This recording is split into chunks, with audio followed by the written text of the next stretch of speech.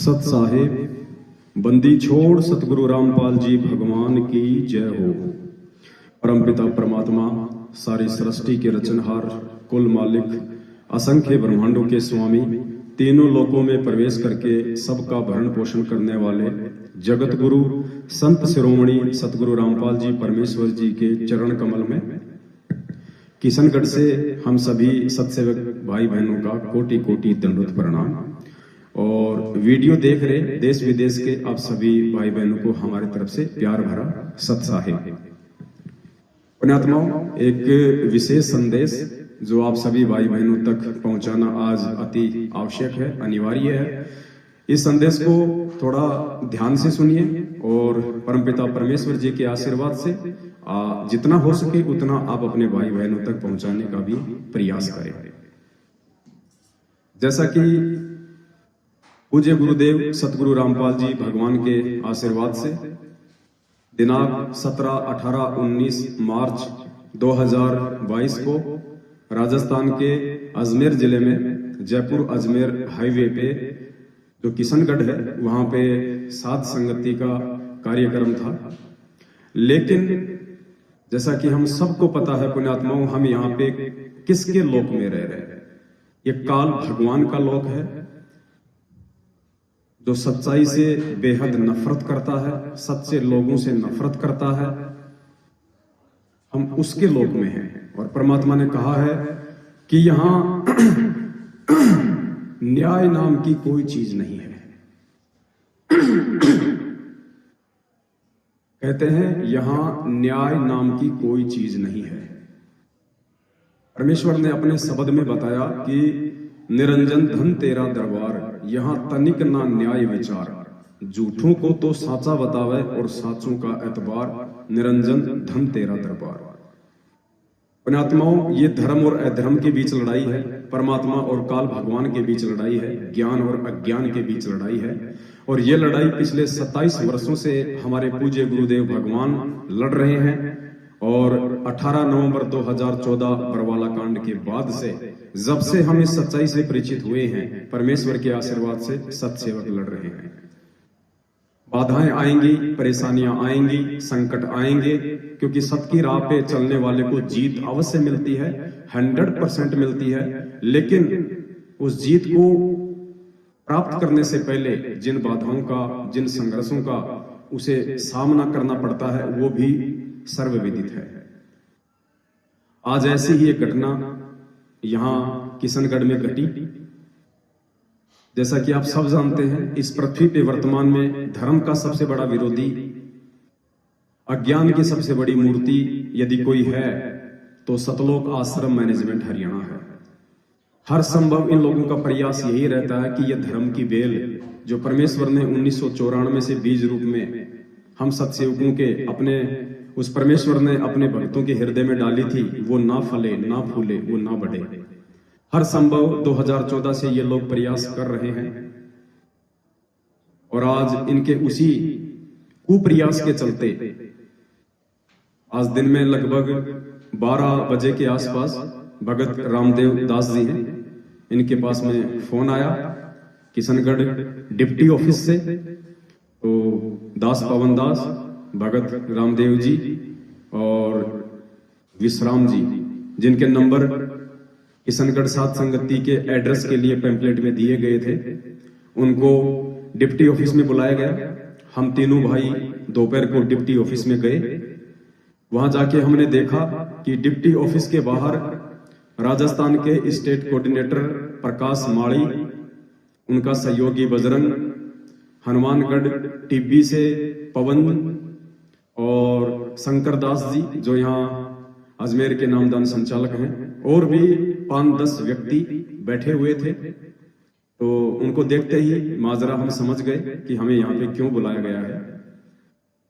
हमने गुरुदेव की शिक्षा पे चलते हुए, साधुता का परिचय देते हुए राजस्थान के स्टेट कोऑर्डिनेटर को हमने झुक के सत्साहिब किया, लेकिन उन्होंने कोई रिप्लाई नहीं दिया, उल्टा मुंह फेर लिया, कोई बात नहीं। और जो भगत बैठे हुए थे हमने उनको भी सत्साहिब किया, परमेश्वर के वचनों पे चलते हुए झुक के प्रणाम किया। उन्होंने कहा कि आप लोग भगत नहीं हैं। हमने कहा जी कोई बात नहीं है, हम अंदर चले गए। अंदर जाने के बाद हमारे को डिप्टी साहब के सामने पेश किया गया। हमारे से पहले वहां पे एक वकील बैठे हुए थे जिनको सतलोक आश्रम मैनेजमेंट हरियाणा सात संगति का कार्यक्रम रुकवाने के लिए लेके आया था। साथ में हनुमानगढ़ से जो पवन है वो बैठा हुआ था, और राजस्थान के जोधपुर से लक्ष्मण दास के नाम से आप जिसे जानते हैं, एलडी, जो वर्तमान में जयपुर नामदान केंद्र पे बैठता है, ये लोग बैठे हुए थे वकील के साथ में। तो डिप्टी साहब ने हमारे से कहा कि आप यहाँ कोई सत्संग वगैरह का कार्यक्रम करवा रहे हैं। हमने कहा जी हाँ, हम सत्संग का कार्यक्रम करवा रहे हैं। तो उन्होंने कहा कि आपके खिलाफ हिसार की जेल से एक लेटर आया है, आपके गुरुदेव का बताया जा रहा है, जिसमें एक कहा गया है कि ये लोग मेरे नाम और मेरी फोटो का प्रयोग ना करें, और मेरे नाम से यदि ये कोई सत्संग करते हैं तो इनके ऊपर कानूनी कार्यवाही हो। तो हमने कहा कि साहब इसकी क्या प्रमाणिकता है कि ये लेटर हमारे गुरुदेव का है, हम क्यों माने इस बात को। तो उन्होंने कहा कि इसकी मैं जांच करवाऊंगा, और जब तक मैं इसकी जांच नहीं करवा लेता हूं तब तक आप यहाँ पे कोई भी कार्यक्रम उनके नाम से नहीं कर सकते। तो पुण्यात्माओं, ये तो हुई एक कानूनी बात, और उसके बाद हम डिप्टी साहब के सामने कुछ नहीं बोल सकते थे, क्योंकि कानून के दायरे में हमें भी रहना है। परमेश्वर ने हमें जो शिक्षा दी है, हम उनका विरोध नहीं कर सकते। हमने उनको सहमति दे दी। बाकी फिर थोड़ी बहुत बात हुई जिसमें रामदेव भगत जी खड़े हुए और बड़े प्यार से उन्होंने डिप्टी साहब से आग्रह किया कि डिप्टी साहब, हम यहाँ पे एक धर्म का काम कर रहे हैं, हम भी उसी गुरु के शिष्य हैं जिस गुरु के ये आपके सामने बैठे हुए महानुभाव हैं। उनके सामने ही कहा भगत जी ने कि डिप्टी साहब, ये लोग वही लोग हैं जिनकी वजह से आज हमारे गुरुदेव जेल में हैं, और ये लोग अच्छे लोग नहीं हैं जो यहाँ पे होने जा रहे इस धर्म के काम में व्यवधान डालने के लिए आ गए। दास का नंबर आया। दास ने भी बड़ी विनम्रता से डिप्टी साहब से कहा कि साहब, जब से हमारे गुरुदेव जेल गए हैं 2014 बरवाला कांड के बाद, उसके बाद से उनका एक भाई है महेंद्र उर्फ मोहनलाल, जो वांटेड है, भगोड़ा घोषित है। सीधे शब्दों में कहा, हम जो कहेंगे वही आपको बताएंगे, इसके सिवा एक शब्द भी इधर उधर का नहीं बोलेंगे। तो दास ने कहा कि इनका एक भाई है हमारे गुरुदेव का जिसका नाम महेंद्र है, उसने अपना नाम मोहनलाल रखा हुआ है पुलिस प्रशासन के भय से, और जो 2014 से वांटेड है, देशद्रोह के मुकदमे में, मर्डर के मुकदमे में भगोड़ा घोषित है। हमारे गुरुदेव का एक लड़का है, वो भी भगोड़ा घोषित है। हमारे गुरुदेव का दामाद है, वो भी भगोड़ा घोषित है। और उन भगोड़ों के पीछे ये जो आपके सामने बैठे हुए हैं, ये लोग संगत को गुमराह कर रहे हैं, और हम लोग उसी संगत को जागरूक कर रहे हैं। और डिप्टी साहब, हमें पता है इन सब बातों का कि यहाँ क्या होना था, क्या नहीं होना था। तो डिप्टी साहब ने कहा कि क्या होना था, क्या नहीं होना था। हमने कहा साहब, यही होना था जो आपके सामने हो रहा है, कार्यक्रम को रुकवाना। उसके बाद हम वहां से वापस आ जाते हैं। डिप्टी साहब ने कहा कि जब तक मैं कार्रवाई पूरी नहीं कर लेता तब तक आप किसी भी प्रकार का ये कार्यक्रम उनके नाम से नहीं करेंगे।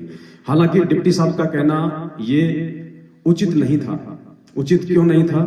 क्योंकि संत रामपाल जी का मुकदमा हरियाणा में चल रहा है, उनके ऊपर देशद्रोह का मुकदमा है, और संत रामपाल जी का स्पेशल लेटर यदि किशनगढ़ के डिप्टी साहब के नाम आता कि किशनगढ़ में ऐसे ऐसे मेरे नाम से कोई सात संगति हो रही है और वहां नहीं होनी चाहिए, तो ये बात उनकी जायज थी।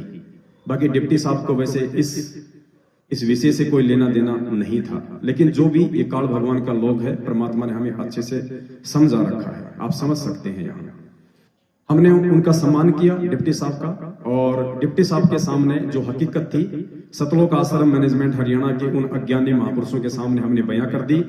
उन लोगों के मुख से उफ तक नहीं निकला, नीची गर्दन करके वो बैठे रहे जब तक हम बोलते रहे। और उसके बाद हम वहां से निकल के आगे, पीछे से वो भी चले गए। हमें दोबारा डिप्टी साहब ने फोन करके बुलाया अपने स्टाफ के माध्यम से, हम फिर गए। फिर डिप्टी साहब ने हमारे को कहा कि आप यदि प्रोग्राम करना चाहो तो आपको एसडीएम से परमिशन लेनी पड़ेगी। उसके बाद शाम को एसपी ऑफिस से और यहाँ का जो थाना है किशनगढ़ का गांधीनगर, वहां से बीट अधिकारी का फोन आता है रामदेव भगत जी के पास में उनको ऊपर से आदेश थे कि जहां पे सत्संगति होनी है उसकी लोकेशन चेक करो, क्या व्यवस्था है क्या नहीं है। बीट अधिकारी के साथ में रामदेव भगत जी की भक्तिमती चिंता दासी दोनों गए, उनको दिखाया, सारी रिपोर्ट दे दी। एसपी ऑफिस से फोन आया, वहां भी रामदेव भगत जी ने जो स्थिति थी वास्तविक उनको बयां कर दी, बरवाला कांड से लेके आज तक की। तो पुण्यात्माओं, कुल मिला के जो घटना यहाँ जो घटी है, आप समझ सकते हैं कि काल भगवान इस धर्म के काम को ना होने देने के लिए किस प्रकार से हाथ पैर मार रहा है, कितना वो प्रयासरत है। और हम उस परमेश्वर के बच्चे हैं जो ना कभी कानून तोड़ता है, ना कभी कानून तोड़ने की बात अपने बच्चों को सिखाता है। खुद गुरुदेव ने कहा है कि जब वो परमात्मा इस पृथ्वी पे आता है तो एक नेक नागरिक की भूमिका निभाता है। तो कोई दिक्कत नहीं पुण्यात्माओं, आप सब सच्चाई से वाकिफ हैं और परमेश्वर ने हमें अच्छी तरह से अपने सत्संगों में भगत और राक्षस के विषय में बता रखा है कि राक्षसों के कोई अलग से सींग नहीं हुआ करते, राक्षसों के अलग से कोई दांत बाहर नहीं निकले होते हैं, जैसा कि हम लोग टीवी सीरियल में देखते हैं। ये और बात है कि पहले के युगों में लोग अपनी मायावी शक्तियों से इस प्रकार का सवांग कर लिया करते थे, क्योंकि परमात्मा ने बताया कि भक्ति में सिद्धि ऐसी चीज होती है, उससे आप अपने सिर में सींग भी लगा सकते हो, आप अपने मुंह में दांत भी निकाल सकते हो बड़े बड़े, आप अपने शरीर पे पूंछ भी लगा सकते हो, आप नीचे इंसान और ऊपर जानवर का सिर भी लगा सकते हो। ये एक आध्यात्मिक विषय है, लेकिन परमात्मा ने एक सत्संग के माध्यम से हमें बहुत अच्छे से समझाया है कि इस पृथ्वी पे राक्षस कौन है और मेरे भगत कौन है। गुरुदेव ने जिंद के सत्संग में कहा कि ये राक्षस क्यों बने। गुरुदेव ने कहा कि पहले एक ही गुरु के शिष्य थे ये ऋषि मुनि और राक्षस, जो आगे चल के राक्षस कहलाए। क्यों? क्योंकि एक ही गुरु के शिष्य थे। जो अच्छी आत्मा थी वो मर्यादा में रही, वो अपने धार्मिक यज्ञ अनुष्ठान करती रही, अपने गुरु के वचनों में चलती रही। लेकिन कुछ व्यक्ति अपने गुरु को वचन को तोड़ते रहे, साथ में वो भक्ति भी करते रहे और मांस शराब और अन्य जो कुकर्म थे वो भी वो करते रहे। तो परमेश्वर ने बताया कि भक्ति करने से उनमें शक्ति आती चली गई और कुकर्म करने के चलते उनमें दुर्बुद्धि आनी शुरू हो गई, जिसके चलते उन्होंने अपने ही उन गुरु भाइयों की यज्ञों को विध्वंस करना शुरू कर दिया। वो ऋषि मुनि जो पहले उन्हीं के गुरु भाई थे, जब वो कोई धार्मिक यज्ञ अनुष्ठान करते थे तो वो लोग जो मर्यादा तोड़ के राक्षस की उपाधि प्राप्त कर चुके थे, वो लोग उनके अनुष्ठानों को विफल करने के लिए हर संभव प्रयास करते थे, उनको खंडित करते थे। तो गुरुदेव ने कहा कि वही एक ही गुरु के शिष्य आगे चल के जो मर्यादा में नहीं रहे वो राक्षस कहलाए। तो पुण्यात्माओं, आज इस पृथ्वी पे आप और हम सत्सेवक वो ऋषि मुनि हैं, वो साधु हैं, और ये सतलोक आश्रम मैनेजमेंट हरियाणा ये सारी मर्यादा तोड़ के आज ये लोग हम सत्सेवकों के धार्मिक अनुष्ठानों को विफल करने का जो कुप्रयास कर रहे हैं, जिसके चलते आज ये राक्षस की भूमिका में है। हमें अध्यात्म से ही डिफाइन करना पड़ेगा कि हम किस पदवी पे हैं, और हमारे ही गुरु भाई मैनेजमेंट वाले, गुरु जी के परिवार वाले जो आज मर्यादाओं को तोड़ के, गुरु वचन को तोड़ के राक्षस की भूमिका निभा रहे हैं। आपको और अच्छे से ये सत्संग सुनने के बाद में समझ में आएगा कि वास्तव में आप और हम किस भूमिका में हैं, और गुरुदेव का जो कलियुगी परिवार है, आपके जितने भी कोऑर्डिनेटर हैं, नामदान संचालक हैं, ये लोग आज कौन सी भूमिका निभा रहे हैं।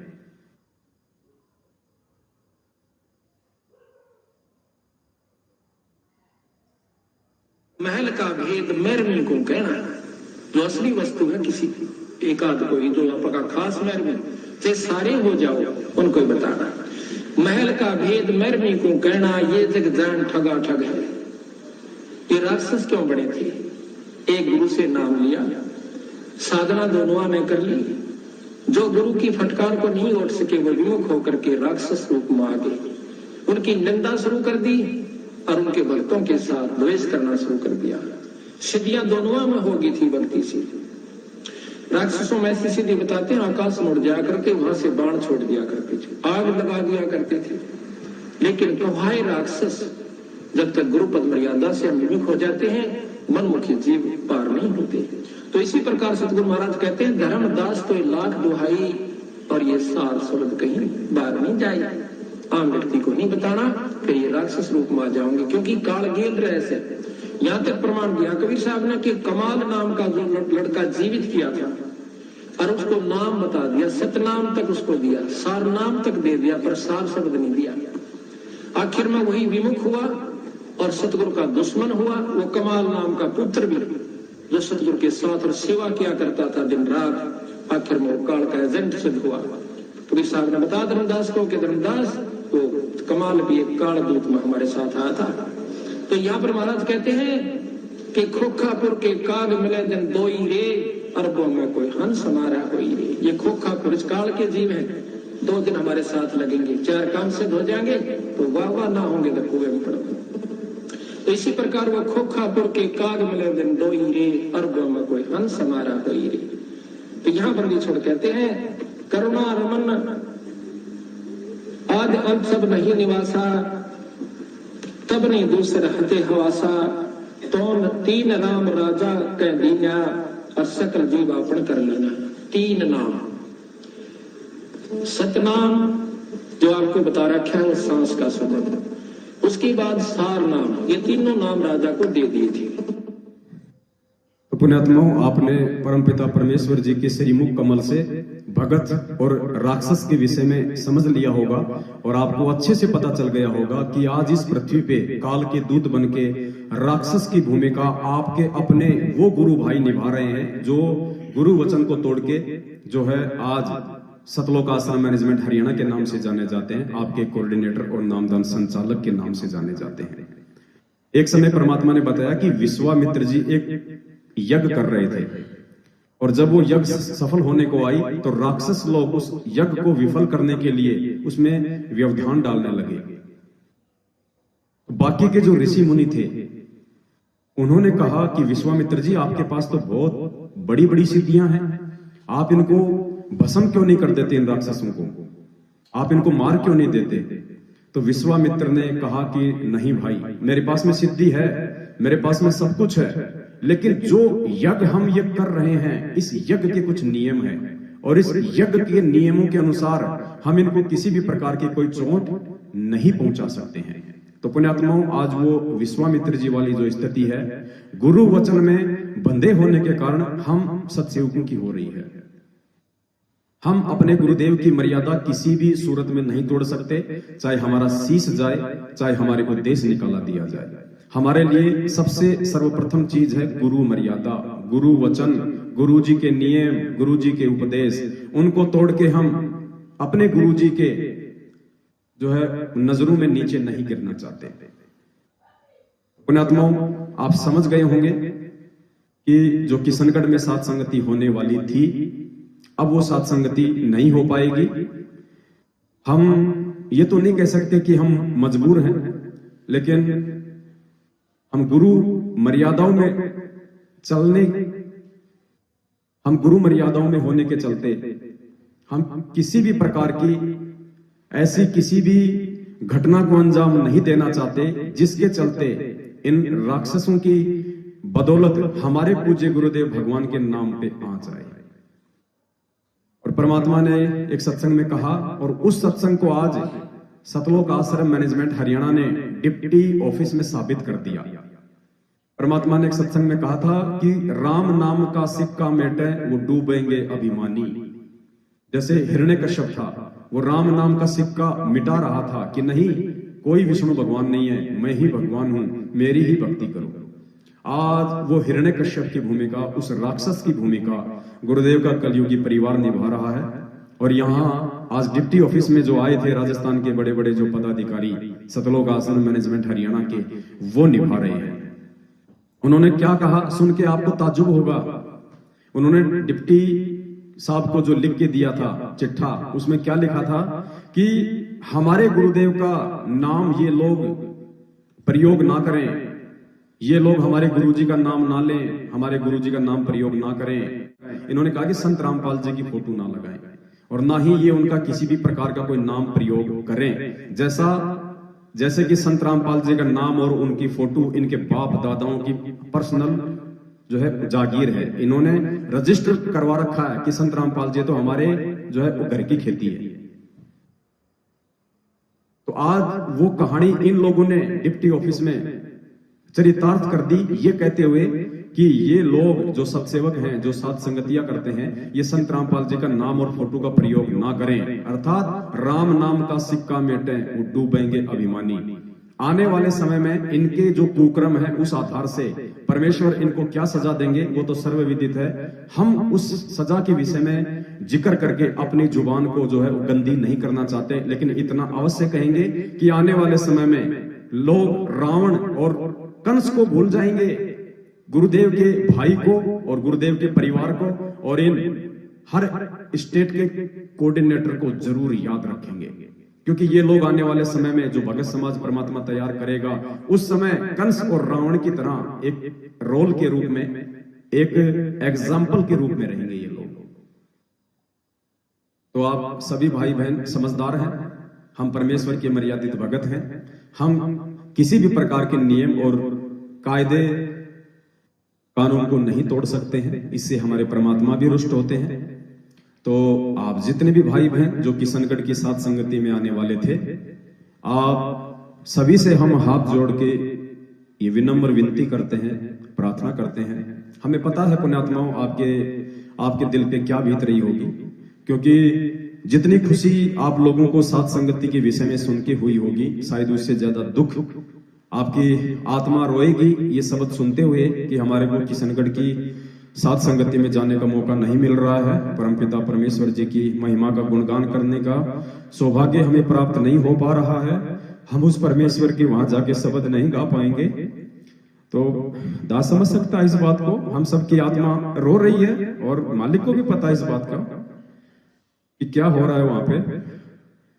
तो हम आपसे विनती करेंगे पुण्यात्माओं, हमें किसी को कुछ भी जो है वो भला बुरा नहीं कहना है, कोई बात नहीं, ये हमारी परीक्षा है। राक्षसों का काम हमेशा साधु संतों के यज्ञों में विघ्न डालने का ही रहा है। राक्षस कभी भी साधु संत वाले काम नहीं कर सकते, लेकिन हमारे लिए परमात्मा का विधान है कि संत ना छोड़े संतता, चाहे कोटिक मिले असंत। परमात्मा ने उदाहरण दिया कि एक नदी में एक साधु नहा रहा था, बाहर उसका शिष्य बैठा हुआ था। साधु को एक डूबता हुआ जो है बिच्छू दिखाई दिया, और परमात्मा कहते हैं कि दया बिना दरवेश कसाई। साधु ने उस बिच्छू की जान बचाने के लिए उसको बाहर फेंकना चाहा, तो बिच्छू ने अपने स्वभाववश उसको काटा, उसको डंक मारा। साधु ने फिर प्रयास किया, फिर डंक मारा, 4-5 बार ऐसा हुआ।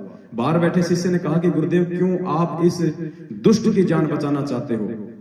तो साधु ने कहा कि बेटा, जब ये दुष्ट अपनी दुष्टता छोड़ने को तैयार नहीं है, तो हम संत अपनी संतता को क्यों छोड़ें, हम भगत अपने उस भगतपणे को क्यों छोड़ें, हम साधु अपनी साधुता को क्यों छोड़ें। तो पुण्यात्माओं, हमने तो अपने परमपिता परमेश्वर जी को खुश करना है, उनको प्रसन्न करना है। बेहद आपको ये सुन के बहुत ज्यादा आपकी आत्मा रोएगी, हमें पता है इस बात का, लेकिन ये हम सबकी परीक्षा है। और हाजिरी तो हमारी लग गई, हाजिरी तो हम सबकी लग गई, चाहे हम यहाँ ना पहुंचे ये और बात है, लेकिन हाजिरी परमात्मा ने हम सभी भाई बहनों के अपने चरणों में लगा दी है। तो आप जहां भी हैं वहां से आप जी वापस हो सकते हैं। और जो भाई अभी अभी अपने घरों से सात संगति के लिए नहीं चले हैं, उनसे भी हाथ जोड़ के प्रार्थना है कि आप जी अपने घर पे ही परमपिता परमेश्वर जी को भोग लगाएं और मालिक के वहीं पे जो है गुणगान करें, क्योंकि आने वाला समय तो पुण्यात्माओं आप और हमारा ही है। पूरे विश्व में भक्तों का डंका बजेगा, पूरे विश्व में साधुता का जो है वो परचम लहराएगा। ये राक्षस, ये दुष्ट प्रवृत्ति के लोग थोड़े समय के हैं, क्योंकि परमात्मा ने हमें सिखाया है कि बेटा ये पाप और पुण्य की लड़ाई है। गुरुदेव ने कहा कि बेटा मैं अपनी तरफ से किसी को भी दुर्शिष नहीं देता, मैं अपनी तरफ से किसी पे भी प्रहार नहीं करता, क्योंकि वो राक्षस भी मेरे बेटे हैं, तुम साधु भी मेरे बेटे हो। लेकिन मेरा एक विधान है कि राम किसी को मारे नहीं, और मारे तो हत्यारा राम, अपने आप ही मर जाएंगे ये कर कर खोटे काम। तो ये खोटे काम जो करने लग रहे हैं हमारे ही भूतपूर्व गुरु भाई, जो आज मर्यादा तोड़ के राक्षस की भूमिका में है, दिखते भले वो एक इंसान है। और इन लोगों को नहीं पता कि गुरुदेव ने कहा कि बेटा ये लड़ाई पाप और पुण्य की है, ये भक्ति पाप और पुण्य की है। जब तक जीव के पास में उसके पुण्य हैं, परमात्मा उसको हाथ भी नहीं लगता, चाहे वो कितने खोटे कर्म कर ले। तो पुण्यात्माओं, हमें पता है कि आज किशनगढ़ की सात संगति को रुकवा के इस धर्म की बेल को जो निरंतर आगे बढ़ रही है उसको रोकने का कोई प्रयास करके सतलोक आश्रम मैनेजमेंट हरियाणा ने अपनी बैटरी को कितना डिस्चार्ज जो है वो कर लिया है। और समय निकट है, आध्यात्मिक दृष्टि से ये अपने परिणाम स्वयं भोगेंगे और उस समय शायद इनको परमात्मा की तरफ से भी कोई माफी ना मिले। तो एक छोटा सा संदेश था। वैसे सारी तैयारियां हो चुकी थी परमपिता परमेश्वर जी के आशीर्वाद से, लाखों रुपए का सामान भी आ चुका था। और जैसा कि आज दिन में वीडियो डला था, भगत जी ने तकरीबन 1.5 क्विंटल के आसपास देसी घी में जो बूंदी राम है वो भी निकलवा के अपने भाई बहनों की सेवा के लिए तैयार कर ली थी। और नमकीन भी 20-25 किलो जो है निकलवाई जा चुकी थी और भी तैयारियां जो है वहां पे चल रही थी।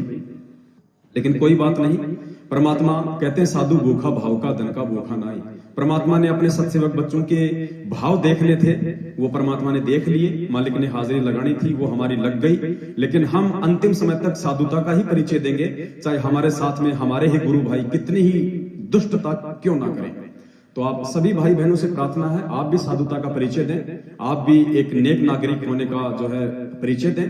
और फिलहाल जो किशनगढ़ की सात संगति जो 17, 18, 19 मार्च 2022 को होने जा रही थी, वो इन उक्त कारणों की वजह से जो आपके सामने अभी रखे गए हैं, वो हम उसको जो है कुछ समय के लिए आगे करते हैं। और जब परमात्मा हमें फिर से मौका देंगे, कभी अगले महीने या उससे अगले महीने, उस समय फिर से आपको सूचित किया जाएगा। तो अभी आप सभी भाई बहन अपने अपने घर पे ही परमपिता परमेश्वर को भोग लगाएं, परमपिता परमेश्वर का जो है गुणगान करें। आगे आपको रामदेव भगत जी 2 शब्द कहेंगे। सत्साहे पुण्यात्माओं, मैं रामदेव दास बहुत उमंग और उल्लास के साथ पिछली दीपावली को किशनगढ़ की सात संगति मालिक के श्री चरणों में वंदन करके स्वीकृत करवाई थी। और जितने भी भगत भाई मेरे पास यहाँ आए हैं, सबने मिलजुल के सात संगति की हम जोर शोर से तैयारी कर रहे थे। लगभग सारी तैयारियां हो गई थी। 16 तारीख को पंडाल तैयार होता, सब बुकिंग हो गया था सामान। लेकिन मैं मेरे मुख से उनके लिए कुछ नहीं बोलूंगा, आप सब समझदार हैं। जो भी उन्होंने ये जो कैंसिल करवाने के लिए जो उनमें एक कुबुद्धि उत्पन्न हुई है, उसका उन्होंने जो अंजाम दिया है वो अच्छा नहीं है। मानव समाज में भी ऐसा नहीं होता है जहां आध्यात्मिक में हो रहा है। मनुष्य भी आज हमारा कोई जगत विरोधी नहीं है। हमारे पड़ोसी भी जो मालिक की शरण में नहीं है, वो भी बहुत उल्लास में थे। हम भी साथ संगति में जाएंगे, हो सकता है कि हम आपके ज्ञान को सुनकर मालिक की शरण में आ जाएं। उनको भी कल अगर मैसेज मिलेगा तो बहुत ठेस पहुंचेगी। लेकिन हमारे भगत भाई आज देखो किस प्रकार से विरोध कर रहे हैं। मैंने थानेदार जी से आपसे एक अनुरोध किया था, मैं कहा थानेदार साहब, जो मेरे भगत भाई घर छोड़ करके रास्ता तय कर रहे हैं, क्या उनको मैं भोजन भंडारा घर पे दे सकता हूं? थानेदार जी से सहज से स्वीकार किया, आप दे सकते हैं। इसलिए पुण्यात्माओं, जो भगत भाई अपने घर से चल दिए हैं, सहज किशनगढ़ पहुंच करके मेरे से कांटेक्ट करें और मेरे घर पे आपको मालिक के श्री चरणों में आपको सब कुछ मिलेगा। एक आपके भाई से प्यार मिलेगा। पुण्यात्माओं, जो भी भगत भाई रास्ते में चल रहे हैं, वो 10, 20, 30 जितने भी भगत भाई हैं वो यहाँ आए और एक बार मालिक का भोग प्रसाद अवश्य जरूर लेवें। इसके लिए मैंने थानेदार साहब से अनुमति ली है। और जो भगत भाई अपना घर नहीं छोड़े हैं, वो प्लीज अगले आदेश तक कहीं भी साथ संगति होगी, कानूनी तरीके से करेंगे, सोच समझ के करेंगे। तब तक आप अगली साथ संगति का इंतजार करें। मेरी जिंदगी में आज पहली बार इतना दुख हुआ है जितना कभी नहीं हुआ होगा, क्योंकि मेरे बिंद के जो यहाँ परिवार में जो मेरे भाई हैं उससे भी प्यारे आप हो। पुण्यात्माओं, मैं आपको कैसे बयां करूं कि आप साथ संगति कैंसिल करके आप में क्या बीतेगी जिस प्रकार मेरे में आज हो रहा है। आगे आप सब समझदार हैं। मेरी तरफ से सत साहिब बंदी छोड़ सतगुरु रामपाल जी भगवान की जय। सत साहिब।